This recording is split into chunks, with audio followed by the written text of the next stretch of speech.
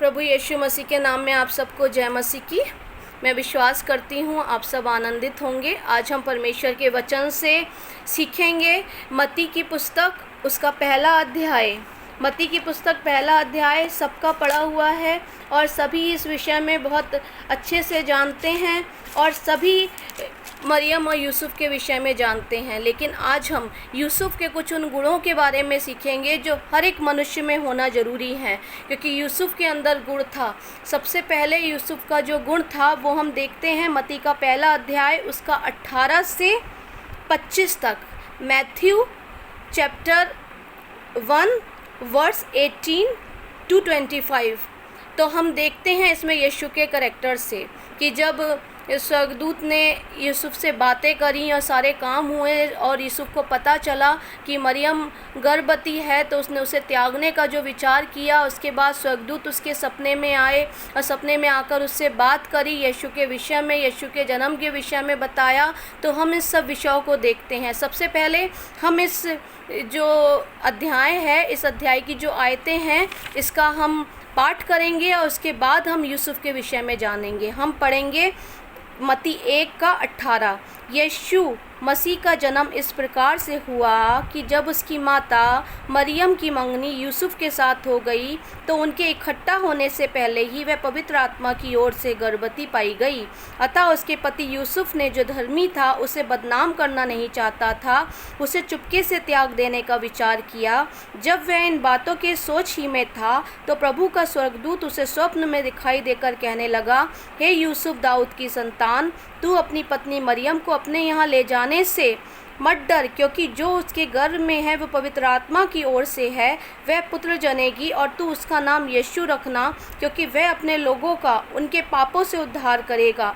यह सब इसलिए हुआ कि जो वचन प्रभु ने भविष्यवक्ता के द्वारा कहा था वह पूरा हो। देखो, एक कुंवारी गर्भवती होगी और पुत्र जनेगी और उसका नाम इम्मानुएल रखा जाएगा, जिसका अर्थ है परमेश्वर हमारे साथ।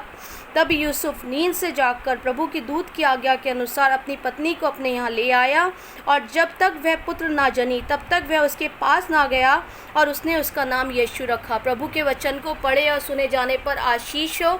मेरे प्रियो, इसमें हम बहुत सी चीज़ों को देखते हैं। सबसे पहले जब यूसुफ को पता चला कि मरियम जो है गर्भवती है, तो यूसुफ ने क्या करा? यूसुफ ने उसे चुपचाप त्याग देने का विचार किया। उससे पहले हम आयत में देखते हैं यूसुफ जो धर्मी था। सबसे पहला उसका गुण क्या था? वो धर्मी था। और जब उसे पता चला कि मरियम गर्भ से है और जब उसे पता था कि वो उसके साथ इकट्ठा भी नहीं हुआ है, तो उसने चुपचाप उसे त्याग देने का विचार किया। चुपचाप चाहता तो वो लोगों से कह सकता था, वहाँ के लोगों को बुला सकता था, सभा में उसे ले जा सकता था, और कहा जाता है कि अगर ऐसा होता था तो उस समय उन स्त्रियों को बहुत ताड़ना दी जाती थी। लेकिन यूसुफ ने क्या करा? चुपचाप उसे त्याग देने का विचार किया। इसका मतलब वो समझदार और किसी को दुख पहुंचाने वाला नहीं था, किसी के साथ बुराई करने वाला नहीं था। सबसे पहली बात, यूसुफ एक धर्मी मनुष्य था। उसने उसे चुपचाप त्याग देने का विचार किया, मतलब वो उसकी बदनामी करना नहीं चाहता था। वो परमेश्वर के भय में रहने वाला इंसान था। इसके बाद बताते हैं, बाइबल बताती है, अतः उसके पति ने, जो धर्मी था, उसे बदनाम करना नहीं चाहता था। वो उसकी बदनामी से डरता था। उसे चुपके से त्याग देने का विचार किया। जब वह इन बातों को सोच ही रहा था तो स्वर्गदूत उसे स्वप्न में दिखाई देकर कहने लगा, हे यूसुफ, दाऊद की संतान, तू अपनी पत्नी मरियम को अपने यहाँ ले जाने से मत डर। इसका मतलब ये है, यूसुफ को स्वर्गदूतों का ज्ञान था, स्वप्नों का ज्ञान था। वो स्वप्नों को, स्वर्गदूतों को बहुत अच्छे से जानता था। इसलिए सब स्वर्गदूत ने उससे कहा, हे यूसुफ, तू अपनी पत्नी मरियम को अपने साथ ले जाने से मत डर, क्योंकि जो उसके गर्भ में है वह पवित्र आत्मा की ओर से है। वो पुत्र जनेगी और तू उसका नाम यीशु रखना, क्योंकि वह अपने लोगों का उनके पापों से उद्धार करेगा। तो जब उसे स्वर्गदूतों का ज्ञान था, स्वप्नों का ज्ञान था, तो वो उससे भयभीत नहीं हुआ, डरा नहीं। उसने उस स्वर्गदूत की बात मानी और जब वो पुत्र उत्पन्न हुआ तो उसने उसका नाम यीशु ही रखा। उसने उस पर कोई भी आपत्ति नहीं जताई और स्वर्गदूतों की बातों को मानकर, स्वर्गदूत की बात को मानकर उसका नाम यीशु रखा और ये दिखाया कि वो कितना आज्ञा पालन करने वाला इंसान है। उसके अंदर आज्ञा पालन का भी एक गुण था और तू उसका नाम यीशु रखना। और यूसुफ ने अपने पुत्र का नाम जो मरियम के गर्भ से हुआ था उसका नाम यीशु रखा। यह सब इसलिए हुआ कि जो वचन प्रभु ने भविष्यवक्ता के द्वारा कहा था वह पूरा हो। देखो, एक कुंवारी गर्भवती होगी और एक पुत्र जनेगी, उसका नाम इम्मानुएल रखा जाएगा, जिसका अर्थ है परमेश्वर हमारे साथ। ये इसलिए हुआ क्योंकि जो बातें भविष्यवाणी की पुस्तकों में भविष्यवक्ताओं के द्वारा कहा गया था, इसका मतलब ये है यूसुफ को भविष्यवाणियों का ज्ञान था, भविष्यवाणी की पुस्तक का ज्ञान था, पुराने नियम का ज्ञान था। इसका मतलब है वो व्यवस्था को बहुत ध्यान से पढ़ता था। उसे ये पता था कि एक कुंवारी गर्भवती होगी और यीशु इस जगत में आएंगे और उनका नाम इम्मानुएल रखा जाएगा। इसका मतलब उसे भविष्यवाणी की पुस्तक का ज्ञान था, वो ज्ञाता था और उस वचन की पुस्तक को वो बहुत ध्यान से पढ़ता था। तब यूसुफ नींद से जागकर तुरंत उठा और उसे अपने साथ ले आया आज्ञा मानकर। आज्ञा पालन का भी उसके अंदर एक गुण था कि वो नींद से जागा, उसने उसकी आज्ञा का पालन किया। स्वर्गदूत ने जो कहा उसे अपने साथ ले आया और जब तक वो पुत्र ना जनी उसके पास नहीं गया। उसके पास नहीं गया का मतलब उसके अंदर संयम था, परमेश्वर का भय था और संयम था। उस संयम के साथ ही वो 9 महीने इंतज़ार करता रहा और वो मरियम के पास नहीं गया। और जब समय पूरा हुआ, जब तक वह पुत्र ना जनी तब तक वह उसके पास नहीं गया और उसने उसका नाम यीशु रखा। स्वर्गदूत के कहने के मुताबिक उसका नाम यीशु रखा गया। तो मेरे अजीज़ों, यहाँ हम यूसुफ के विषय से बहुत कुछ देख सकते हैं, यीशु के करैक्टर से बहुत बातें देख सकते हैं। सबसे पहला गुण यूसुफ का जो था वो धर्मी था, धर्म के काम करता था। धर्मी था इसलिए उसे भविष्यवक्ताओं की पुस्तक का और पुराने नियम का ज्ञान था। दूसरा, उसने मरियम को बदनाम करना नहीं चाहा। इसका मतलब वो एक समझदार व्यक्ति था और किसी पर दोष लगाने वाला व्यक्ति नहीं था। वो एक अच्छा और समझदार युवक और व्यक्ति था। उसे स्वर्गदूतों की पहचान थी, स्वर्गदूतों की बोली की पहचान थी। वो सपनों का अर्थ जानता था। ऐसा नहीं था कि वो सुबह उठा और उसने सोचा ये सिर्फ एक स्वप्न था और उसे भूल गया और उसने मरियम को त्यागने का फैसला कर लिया। वह सपनों को जानता था। दूसरा, वो विश्वास योग्य था, वो सपनों पर विश्वास करता था, वो स्वर्गदूत की बातों पर विश्वास करता था, उसके अंदर विश्वास योग्यता थी।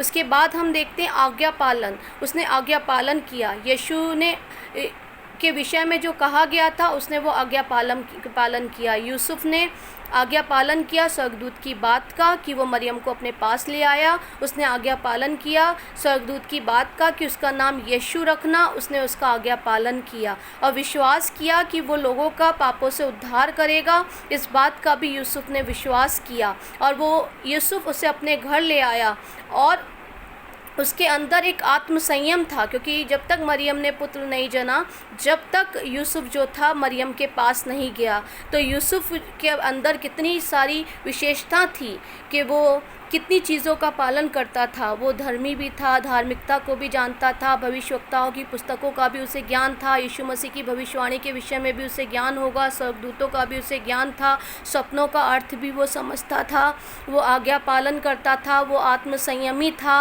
वो किसी पर दोष लगाना नहीं चाहता था। मेरे प्रियो, आज हमें यूसुफ की तरह बनने की आवश्यकता है। हमारे अंदर क्या ये गुण हैं? क्या आज हम इस परिस्थिति में अगर फंस जाते हैं तो हम यूसुफ की तरह विश्वास कर सकते हैं? क्या हमें हमारे वचन का ज्ञान है?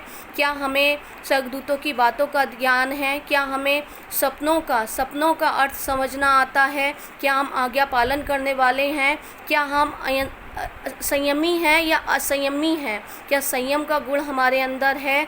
अगर ये सारे गुण, ईमानदारी, संयम, विश्वास योग्यता, धर्मी होना और भविष्यवक्ताओं की बातों का विश्वास करना, अपने वचन की जानकारी होना, प्रभु के वचन की जानकारी होना और जो बातें कही गई हैं उन पर विश्वास करना और संयम दिखाना। अगर आज ये सब गुण हमारे अंदर हैं तो हम परमेश्वर का धन्यवाद दे सकते हैं कि प्रभु आपकी सहायता हर एक चीज़ में कर रहा है। अगर आपके अंदर आज ये गुण नहीं है तो आप परमेश्वर से प्रार्थना करें कि प्रभु आप हमें ये गुण दीजिए, क्योंकि वो प्रभु, वो महान परमेश्वर हमें वो हर एक चीज़ देने के योग्य है जो हम परमेश्वर से मांगते हैं।